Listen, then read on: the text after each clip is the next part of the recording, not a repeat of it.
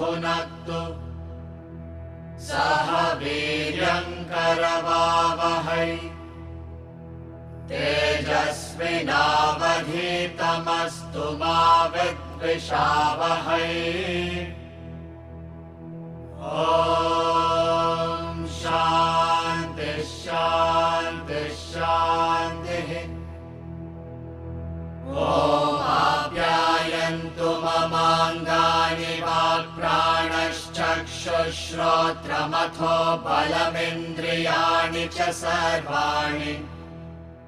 सर्वं ब्रह्म उपनिषदं माहं ब्रह्म निराकुर्यां मा ब्रह्म निराकरोद। निराकरणमस्त्वनिराकरणं मेस्तु तदात्मनि निरतेय उपनिषत्सु धर्मास्ते मयि सन्तु ते मयि सन्तु। ॐ शान्ति शान्ति शान्तिः। We'll chant part 4 of Kenopanishad. सा ब्रह्मेति होवाच ब्रह्मणो वा एतद्विजये महीयध्वमिति ततो हैव विदाञ्चकार ब्रह्मेति। तस्माद्वा एते देवा अतितरामिवान्यान् देवान् यदग्निर्वायुरिन्द्रस्ते येनन्नेदिष्टं पस्पर्शुस्ते येन प्रथमो विदाञ्चकार ब्रह्मेति।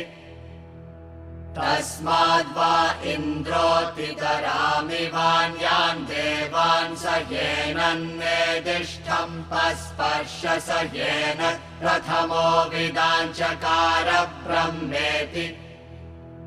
तस्यैष आदेशो यदेतद्विद्युतो व्यद्युतदा इति न्यमीमिषदा इत्यधिदैवतम्। अथाध्यात्मं यदेतद्गच्छतीव च मनोनेन चैतदुपस्मरत्यभीक्ष्णगो सङ्कल्पः।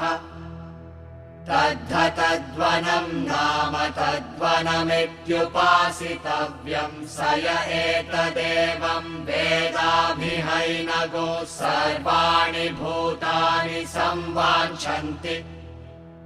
उपनिषदम्भो ब्रूहीत्युक्तात उपनिषद् ब्राह्मीं वावत उपनिषदमब्रूमेति। तस्यैतपोदमः कर्मेति प्रतिष्ठा वेदाः सर्वाङ्गानि सत्यमायतनम्। यो वा एतामेवं वेदापहत्य पाप्मानमनन्ते स्वर्गे लोके जेये प्रतितिष्ठति प्रतितिष्ठति। The mantras 4 and 5 gives what is known as Adesha. Adesha is translated as order. It's here given in the form of an analogy. As we discussed, the part 4 of the Upanishad is catering to all levels of the students, so that those who are not able to relate to the highest philosophy given directly in the first part, etc., also can relate to self-knowledge through these Adesha that are given. So he gives the Adesha through 3 analogies. The 3 analogies cover the entire phenomenon of cosmos, right from the extreme-most point to the most nearest point.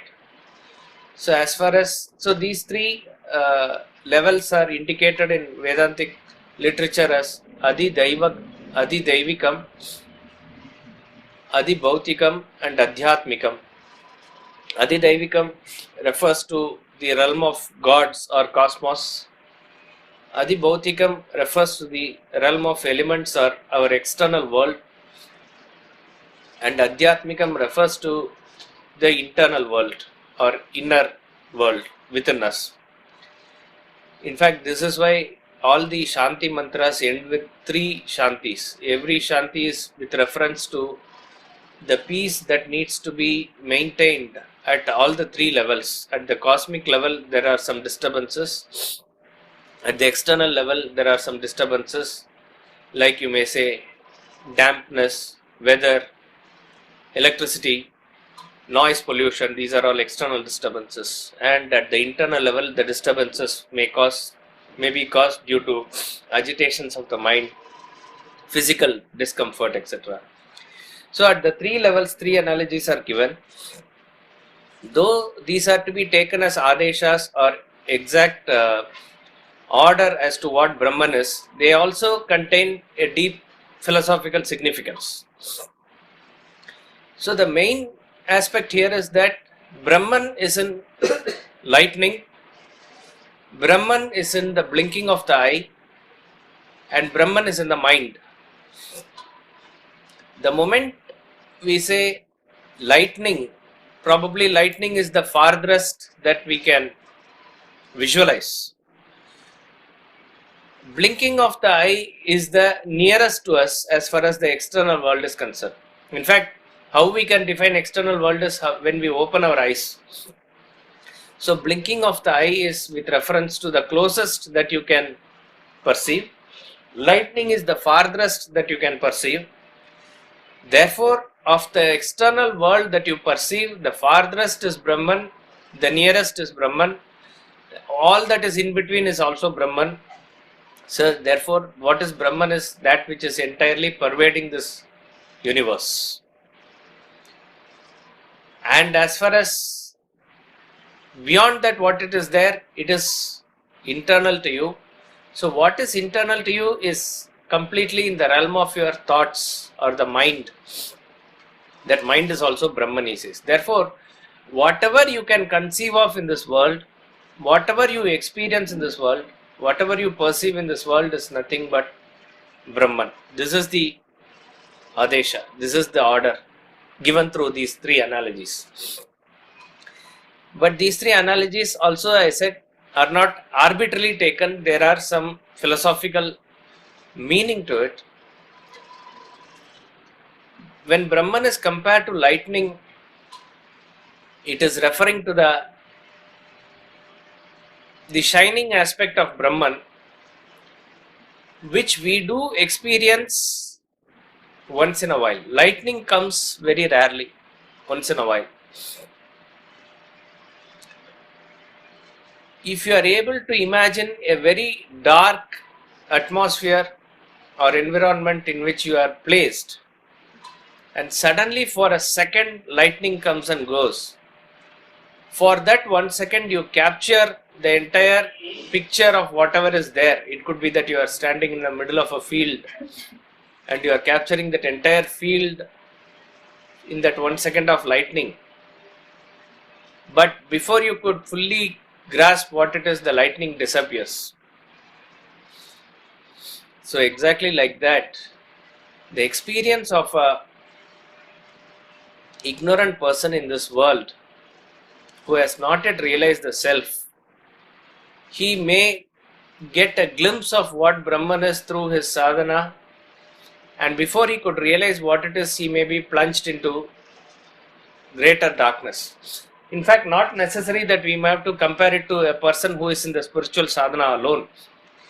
Every person who goes through the experiences of the world, actually between every 2 experiences, he is hitting the consciousness. It is so fast that our experiences are that we are not able to grasp what is there in between. That is why Mahatma said that you look for God in between your 2 experiences, 2 thoughts. It is so fast, like a movie screen, that you are not able to spot the screen between 2 frames of the film that is going on. So there is the Brahman that is available for us at every minute, every juncture, but like a lightning, it just flashes and goes and we lose that experience.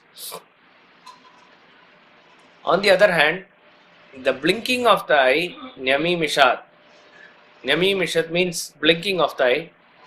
Brahman in the blinking of the eye is representative of the experience of a enlightened person, a self-realized person. A self-realized person is in the state of absolute knowledge. In fact, he is rooted there. It is a permanent state.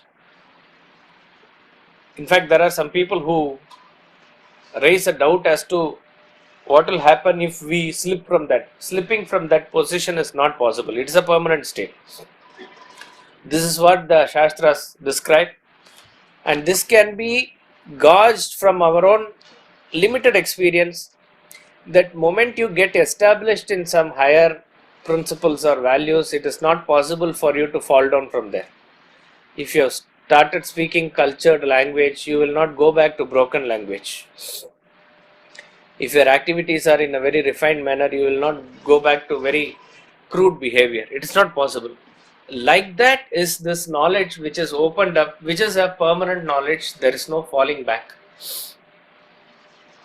And yet, from our standpoint, we see these enlightened masters, these great souls, moving amongst us and behaving probably like us. What we cannot understand is the depth of their experience through which it is functioning. The self is functioning actually, but we don't see it that way. We see them as anybody like us functioning in this world. But even as they function in this world, just as a person who has put on the makeup and appearing on the stage in a drama does not really forget his original identity, even though he plays Hamlet, he plays Othello, he plays various roles on the stage. He remembers he is Sir Laurence Olivier, the actor, who is playing these roles. Like that, there is an identity that is completely established, which will not change, which will not move. That experience is like blinking of the eye. Blinking of the eye is actually eyes are closing and then opening. So when you are closing the eye, the world is shut off to you. When you open the eye, the world is coming back to you. Though this is the actual technical explanation, in practical sense, world does not get shut off. You do not lose the continuity of the experience of the world. Exactly the same way, the self-realized person does not lose the continuity of the self even as he goes through various emotions and thoughts in this world. In our cognition, we see from the works of Swami Ramatirtha that sometimes he used to lecture, and while on the stage lecturing, probably in a frequency, at a point of time in the lecture, he loses himself completely into a realm where the audience or the other people have no connection. They don't know what he is going through, where he is, but he is in a realm of his own. Maybe they will see tears coming out of his eyes. This is the experience of Ramakrishna Paramahamsa. This is the experience of Ramana Maharshi. This is the experience of Ramatirtha. All these great sages and saints have shown that once a person is established in that stage, it is impossible for him to leave that stage. From that stage, from being in that stage, they perform all the activities of the world.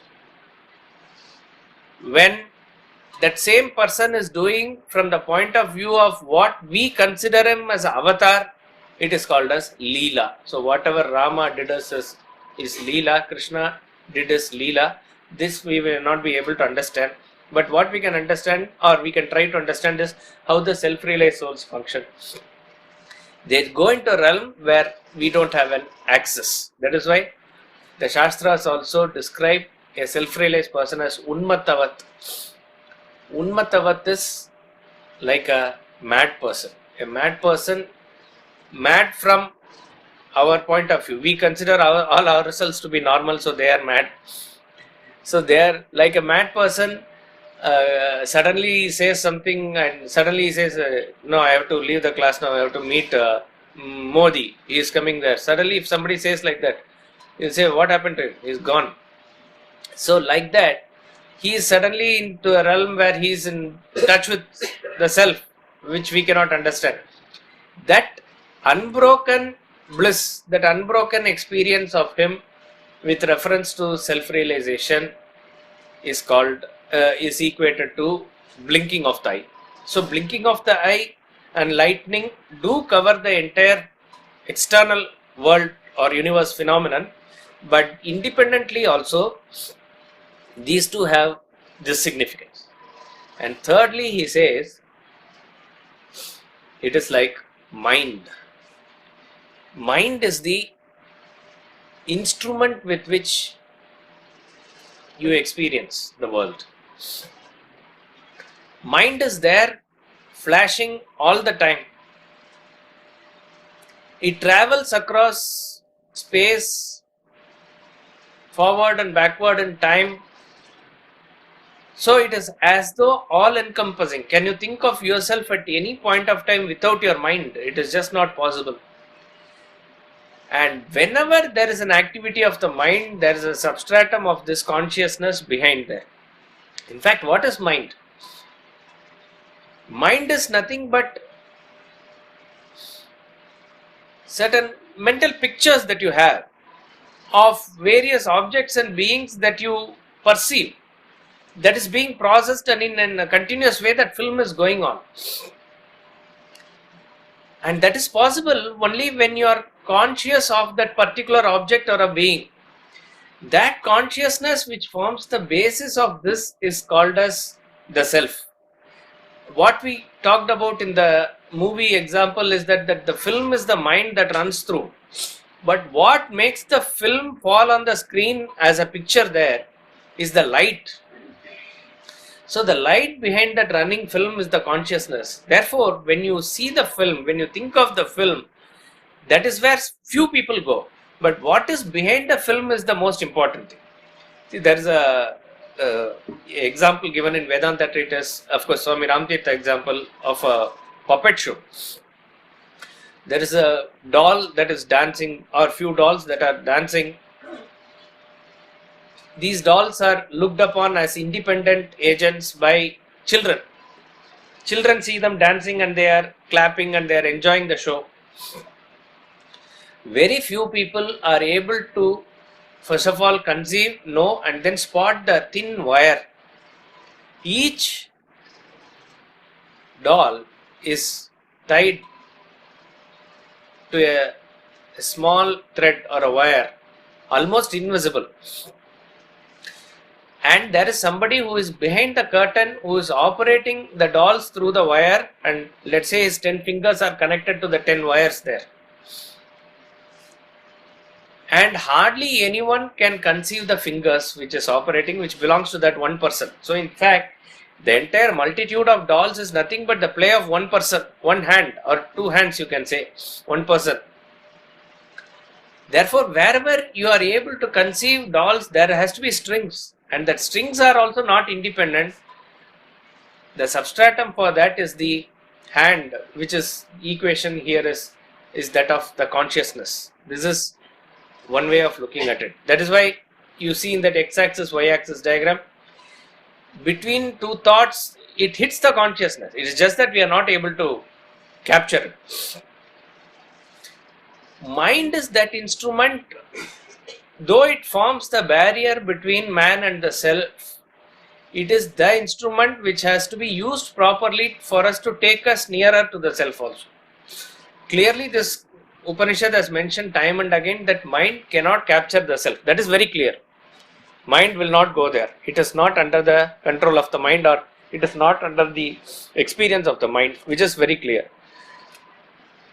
But if you are able to contemplate upon the knowledge of the Upanishads, if you are able to single-pointedly have devotion towards the self, it is the same mind that takes us very, very close towards the self. Beyond which, what it is left there to wonder. To that point, mind will take you. After that, it is for you to plunge into that silence and find out the self. but it is the mind that is taking us there. Therefore, mind need not be looked down upon as a enemy that way. Mind, see, when a person is asking about the greatness of the Lord, the rishis understand that the person is very limited in his capacity and is operating in a very small circle. Where does the mind go maximum for any normal person? It is me, my family, my earnings, how to take care of the family, and little bit more, little bit extra. That's about all, here and there. That is where the mind circulates. That is where each and everybody's mind draws a boundary. So to him, he says, you are to conceive of this entire planet, Earth, as the Brahman. Consider this Prithvi, the world as Brahman. It is very hard to conceive. How big is this universe? Sometimes when we go in the flight, we see vast expanse of land. When we see, from our limited perspective, this Calcutta, a big city with tall buildings and limited space and pollution, this is what we see. When you just go on the flight, you see that Calcutta is nothing. A small dot in the whole of India. And vast areas of land are there. It's unimaginable space that we have as land. We are talking about a flight from Bombay to Calcutta, let's say, yes, in India. Can you conceive of what is there in the entire planet of Earth? Impossible. Beyond all this land is the great water, ocean, which is much mightier than the land. So the mind is raised to a bigger level. And beyond all this is the sun, the fire, a great fire which can swallow the whole ocean. It can dry up everything. Such is the power of the big fire. And then it asks you to expand beyond into the cosmos. The great wind is there. It can blow away all the fires at some point of time. And beyond the wind is the space. In space, everything is housed. Beyond the wind is the space. So like that, our mind is to be expanded. In fact, if you are able to conceive, then go into other lokas also. Swarga loka, Pitru loka, various lokas. Then go into the Upasana lokas, Maha, Tapa, Satyam, various lokas that you go. Beyond all these lokas, beyond all that, what is it there? We don't know. So the final answer that comes out is, I don't know. So when you say don't know, the next question comes is, who doesn't know? I don't know. So therefore, that I is bigger than don't know. I is bigger than the ignorance. The ignorance also has its substratum based in this consciousness. Like this, the mind is able to expand itself. Imagine, this is where Upanishad wants our mind to be. It is caught up in petty things in the world and losing its energy in a frivolous way. It is my house versus your house, or my family versus your family, or anything. It could be religion, caste, community. We are all caught up in various fights amongst ourselves. No point saying that don't fight. Instead, give the mind a higher platform to rise. So the study of the Upanishad for us in this context is the main purpose. It is raising our level to a stage where you are able to conceive or try to conceive what is beyond all these things. So the mind takes us as though very close to the periphery of Brahman. In fact, mind is Brahman. In the Panchakosha Viveka in the Taittiriya Upanishad, it talks about food is Brahman, it talks about prana is Brahman, it talks about mind is Brahman. Mind is Brahman only. The consciousness that supports the base is Brahman. So therefore, these three concepts here, the lightning, blinking of the eye, and the mind are given as analogies to Brahman for us to think about what it is Brahman. But take it as an order also, it fits in. That the entire thing, that what you can experience in this world internally or externally, all pervasive Brahman is there behind it.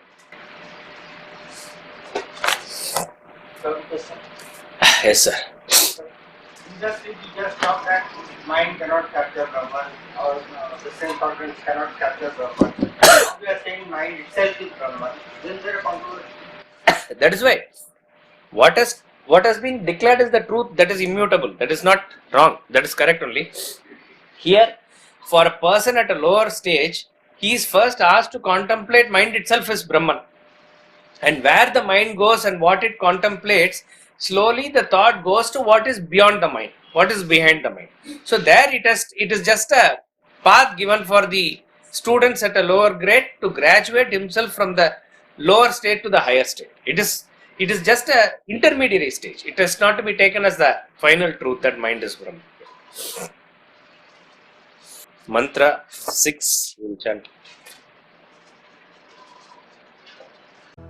तद्धतद्वनं नाम तद्वनमित्युपासितव्यं स य एतदेवं वेदाभिहैनगो सर्वाणि भूतानि संवाञ्छन्ति तद्धतद्वनं नाम तद्वनमित्युपासितव्यं स य एतदेवं वेदाभिहैनगो सर्वाणि भूतानि संवाञ्छन्ति.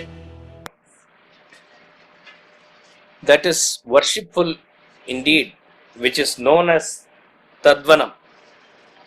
That should be meditated upon. All beings very much love him, indeed, who knows it thus. A beautiful word is given in this mantra, Tadvanam, a word for Brahman. In the Upanishadic times, we don't see any Murti Puja or symbols and idols, etc. Yet, it has to be indicated in some way.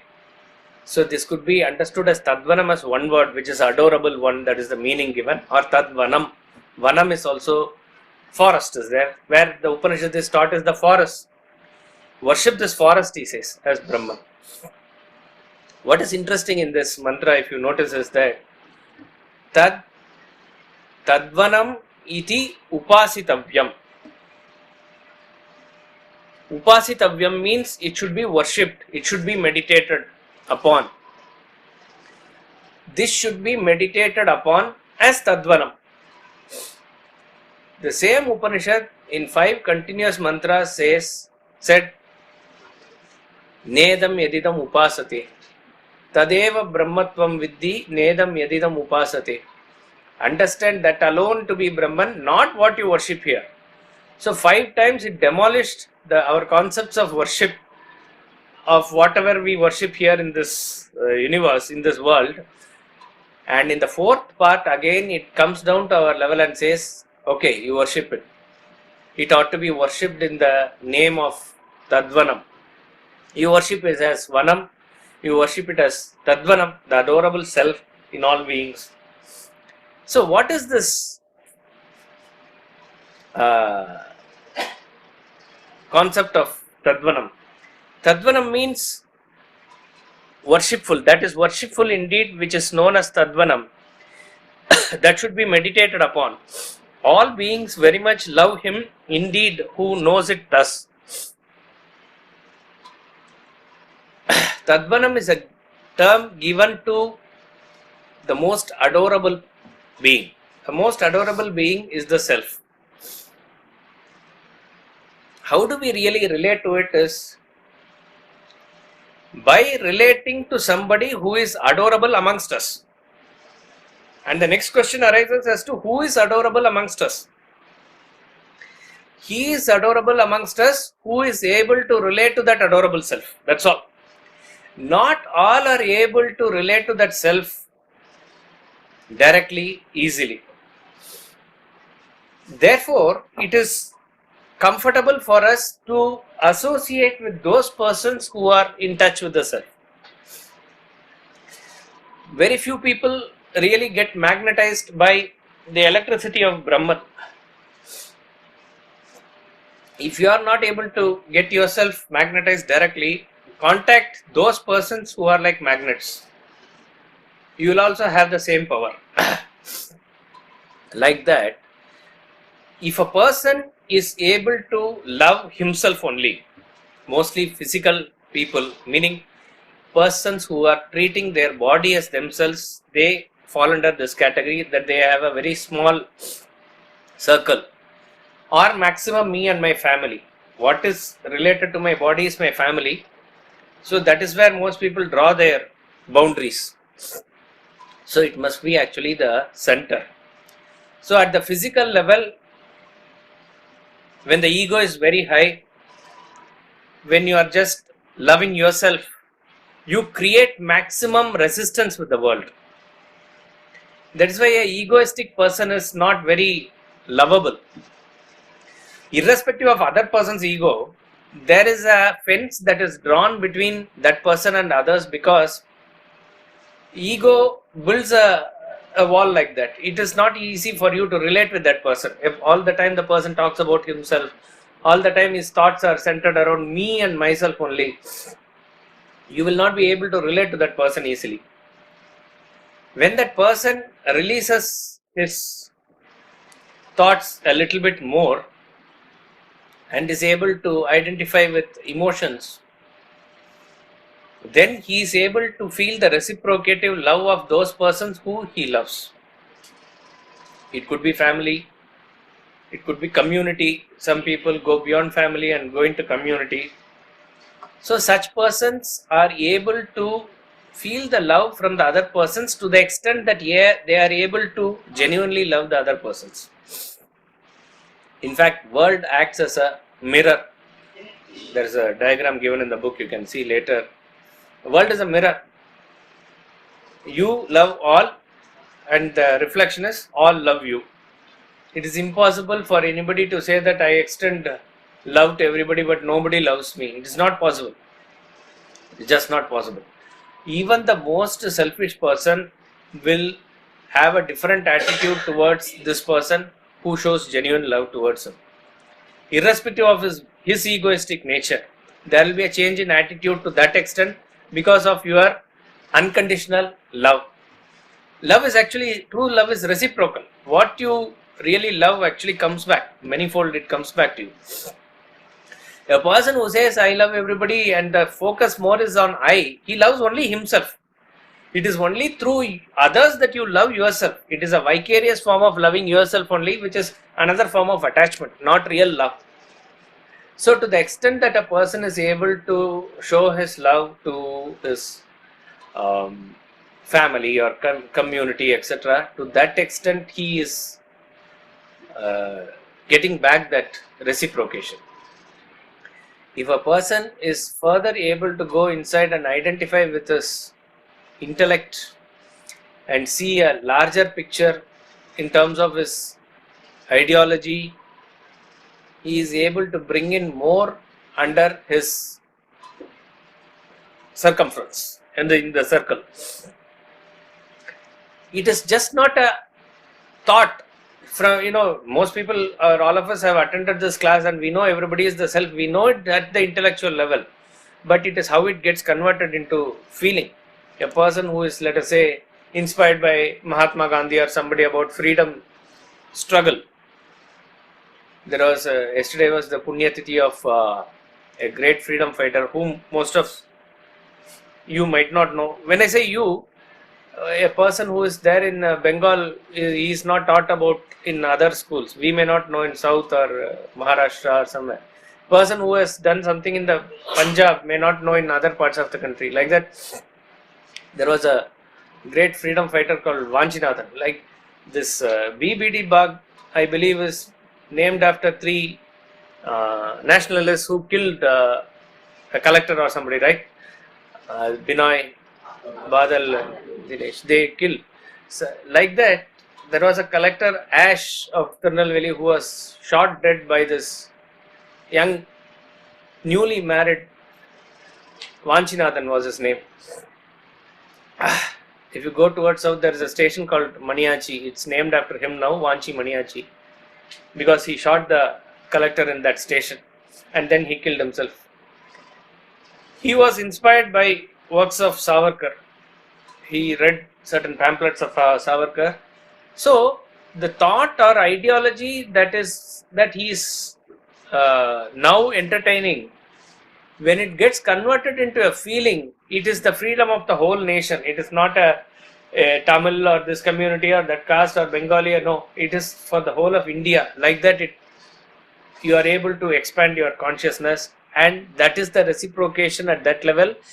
This person is not aiming for that reciprocation, but that is how it works.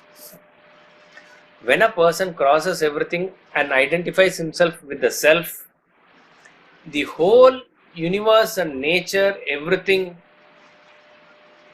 pays back in the same form. That is why, as a Hindu in this country, we have this rina of repaying back to the nature.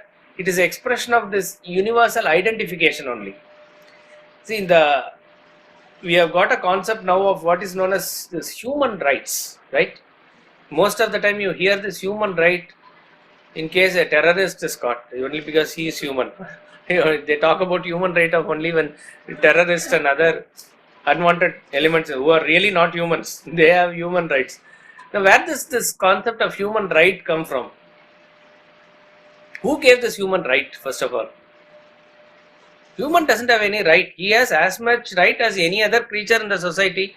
It is in this world, there is a peaceful coexistence of all the elements. The plants, the animals, the insects, birds, reptiles, fish, everything has an equal right to stay in this universe as much as you and I have. This human rights comes from the concept of Abrahamic religions that humans are highest in the ladder and they have a right over the universe.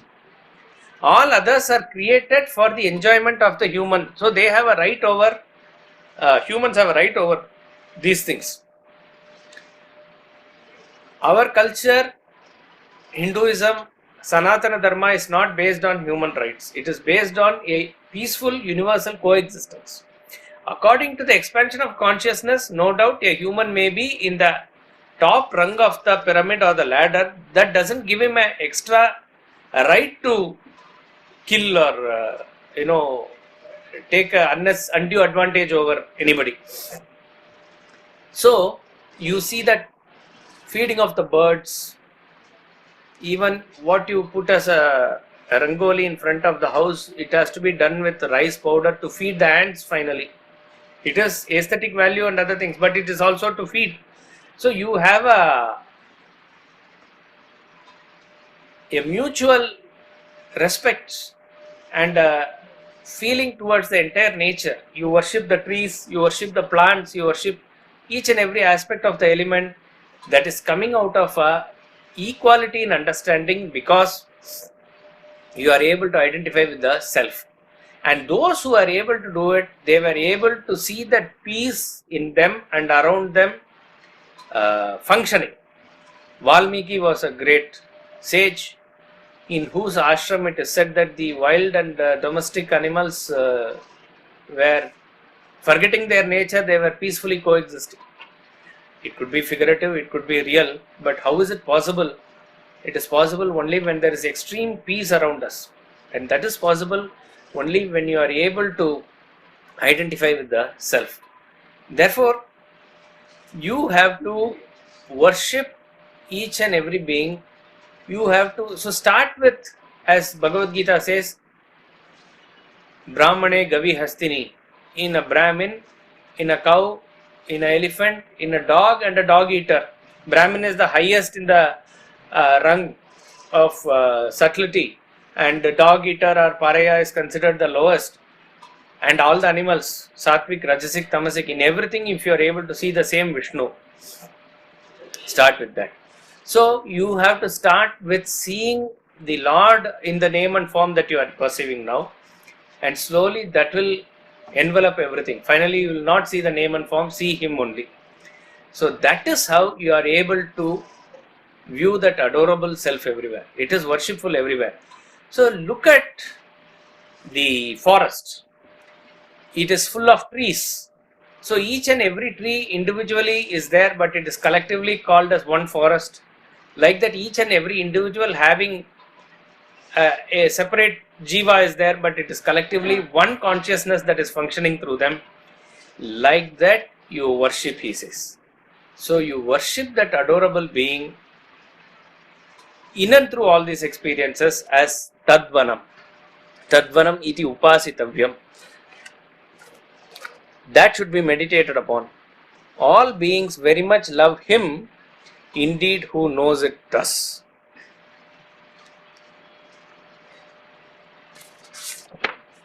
Mantra 7.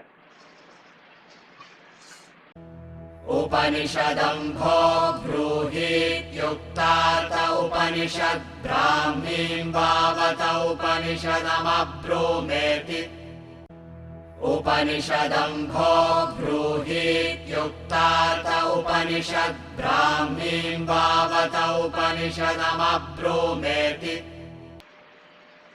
Sir, teach the Upanishad. The Upanishad has been imparted to you. Verily, we have imparted the Upanishad of Brahman to you. This mantra is not for any explanation. It doesn't have any philosophical meaning. But if you can really feel this mantra, it conveys the greatness of the Master. Upanishadam bo bruhi iti ukta. Bho in Sanskrit refers to oh sir, with respect. See the what is this? 8 declensions. The last one is vocative. What do you say that? Hey Ram, hey Rama. In Sanskrit you say that hey. That is usually for anybody. But when it is said in a respectful way, they use the term Bho. Bo, oh sir, the student is referring to the master here with respect, and he is asking, Upanishadam Bruhi, please teach me the Upanishad. What could be the reason he is saying this? Actually, what has been said, in fact, that's what the master says. What has been taught to you all this while is the Upanishad. Maybe the student has heard about great Upanishad classes, and then he had chanced upon this master to whom a different level of question was put, and such a brilliant exposition, probably original exposition of the self has been given. He thought some other Upanishad was there and it will be taught to him, but rather he has got a bounty of a original Kenopanishad here. Maybe he doesn't know. We can't say he doesn't know. He is there at that level. He is just confirming. That what has been taught to him is the Upanishad only. So therefore he is confirming that he has got the knowledge or the completion of the sermon of Upanishads. So he puts that in the form of this request. Not only that, towards the end of any great text like this, and particularly as go back to the original beginning where we said, it is a very thrilling experience for a Upanishadic student to listen to it from an enlightened masters. When we take it down to the level of even a weekly class like this, of course we should do it, but it really takes away the charm of the power of the real, because when it is coming from the mouth of a enlightened master to a fully prepared student, you have to imagine that particular frequency. So you will not really want to not miss it, you want really little more.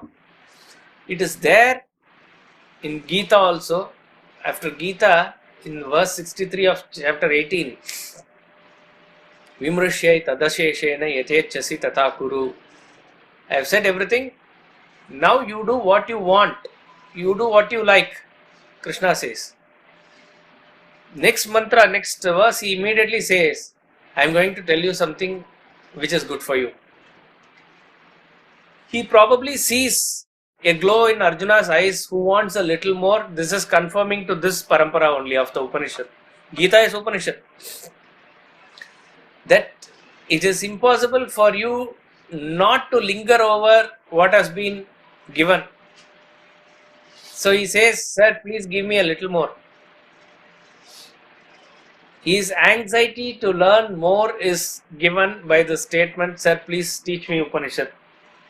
Or it could be taken as, give me some more practical tips to understand the truths. Or some technique in sadhana. Technique in sadhana means, let us say, tell me how much I should eat, how much I should sleep, should I get up early or get up late. These are the forms in which a sadhana can be given as a practice by the master, or tips like how to control my weakness is anger, or my weakness is food. I am not able to control food habits. How to get over that? Give me some practical tips for that. It could be anything like that. But what is understood is, or what is to be understood is, that there is an anxiety in the mind of the student to learn more, and he is requesting the master to give him that extra thing, which actually the master obliges. That is the beauty. He is going to give just one more mantra for him.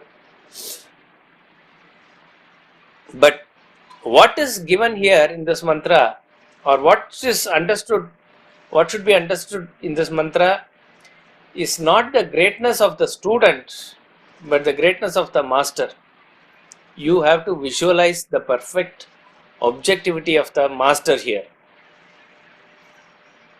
The master does not entertain any 1% of even kartrutva bhavana of that he has done this. He has given this Upanishad. He doesn't have that feeling at all. Of course, we know that by we don't know even the name of the Rishi or who did this, etc. We identify the Upanishad with the first word, which is Kena. But look at the objectivity of the master. Very patiently he tells the student that what we have given so far is the Upanishad. In fact, what has been said to you, what has been imparted to you, is the Upanishad of the Brahman. That means the theme of the Upanishad, which is the knowledge of the Brahman, is what has been imparted to you. There's nothing more. So, there is no kartrutva bhavana, there is no karma phala hetu. That means the master is also not very excited about the fruit of the action. Whether it has produced a great student, or whether he has understood, or that is going to really give him any extra kick, he is absolutely calm and composed here.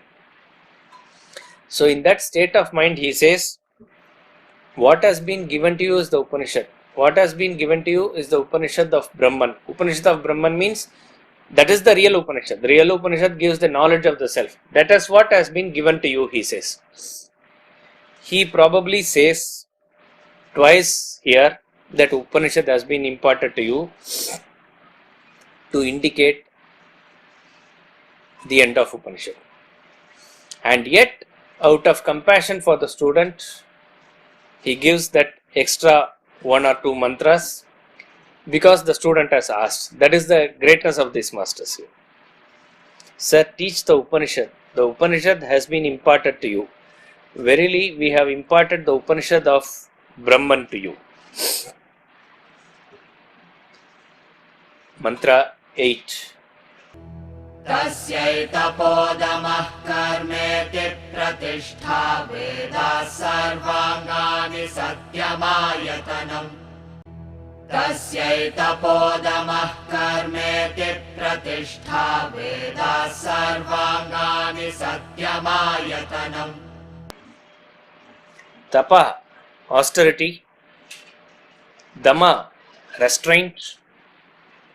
And karma, action, are its foundation.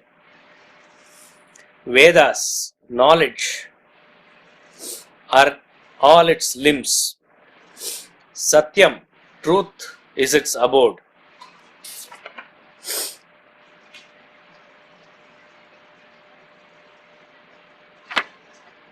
A picturization of Brahman is given finally here.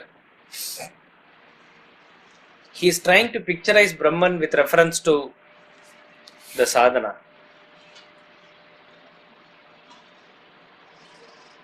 Satyam is its abode. Satyam means truth.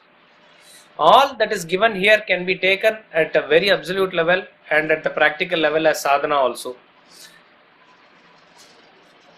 Satyam refers to the immutable truth that is Brahman. Brahman is Satyam. So Satyam is the Pratishtha or the Ayatanam. Ayatanam means abode. That is where it resides. So where does Brahman reside? Brahman resides in truth. Brahman is truth. In terms of practicality, if you go back to mantra 5 of part 2, he says, Ihached avedi data satyam asti, nachedi havedin mahati vinashti. If you have lived a life of truth here, then it is established. Then it is known.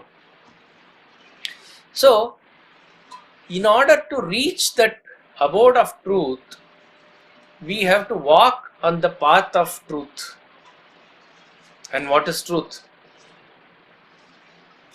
Truth is nothing but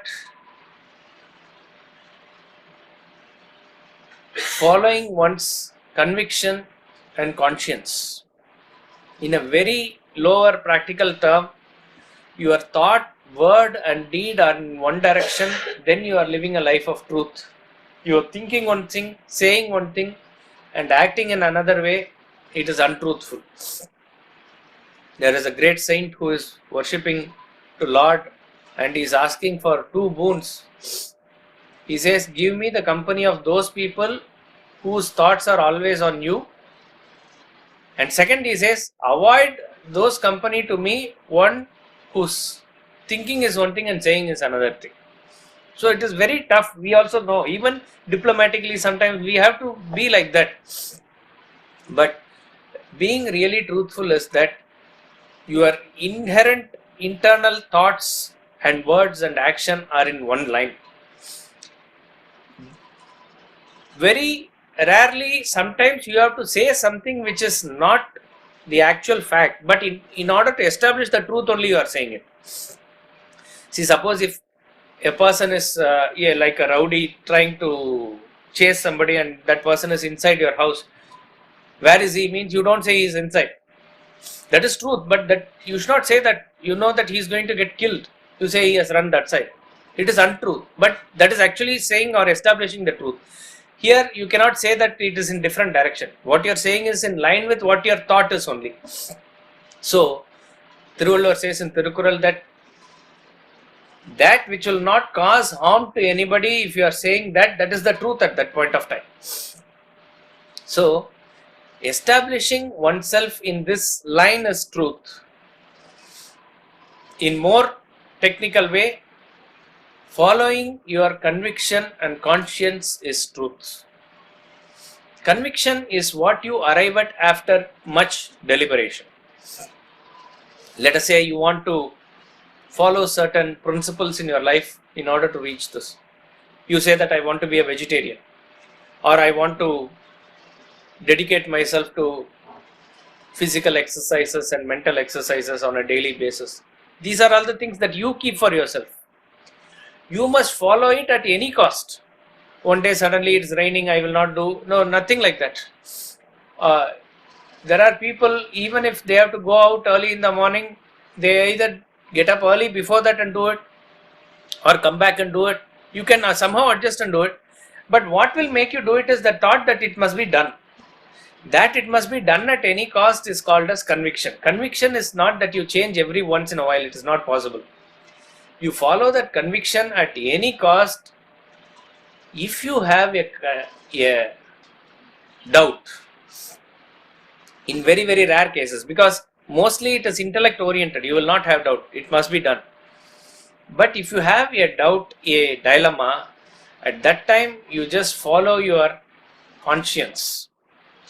What is conscience? Conscience is the voice of such a sattvic person which always points out to the right direction, the higher direction. That is called as conscience. It will normally not come into picture when you are always going on the right direction. If you slightly deviate, something will tell you. That is called as conscience. So follow your conviction, follow your conscience. That is following truth. And when you follow the truth, you are going to reach Brahman, whose abode is truth. And where is it? How is it to be practiced at all the other levels of the personality? Tapaha, austerity, a great physical discipline.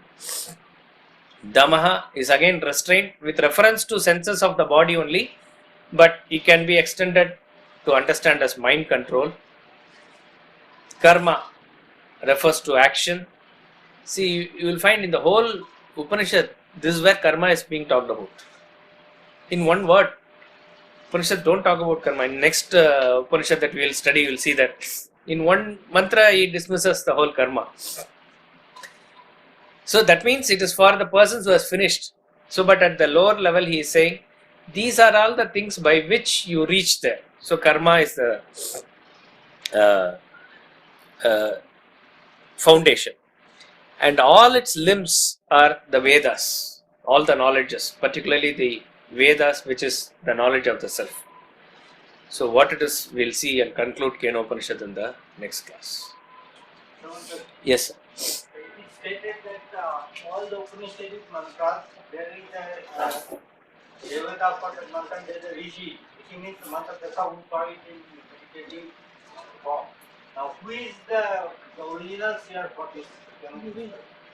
Actually, like that, the mantra and the rishi, etc., are given for the Vedic mantras, but like Gayatri mantra, etc.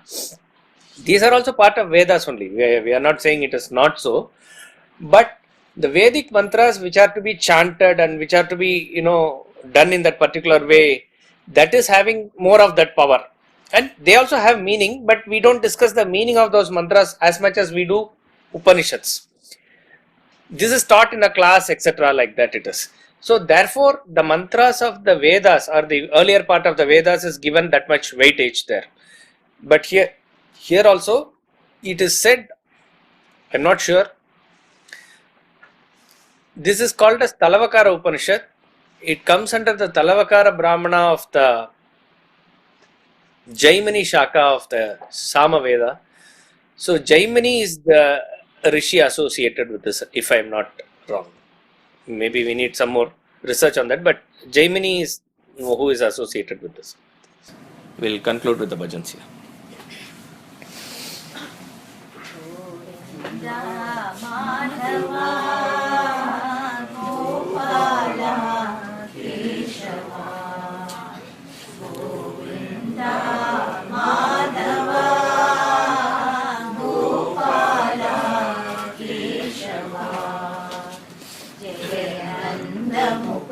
Ananda Govinda Radhe Gopala Jayananda Mukunda Ananda Govinda Radhe Gopala Govinda Madhava Gopala Keshava Govinda Madhava Gopala Keshava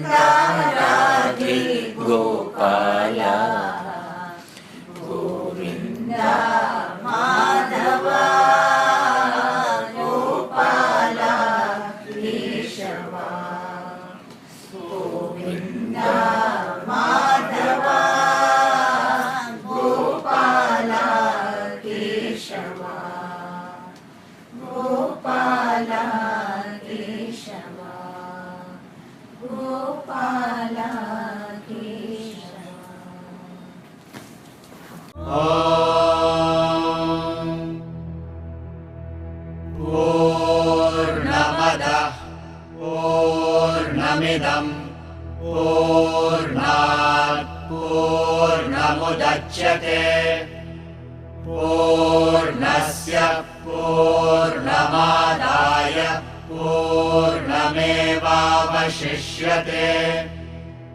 ॐ शान्तिः शान्तिः शान्तिः।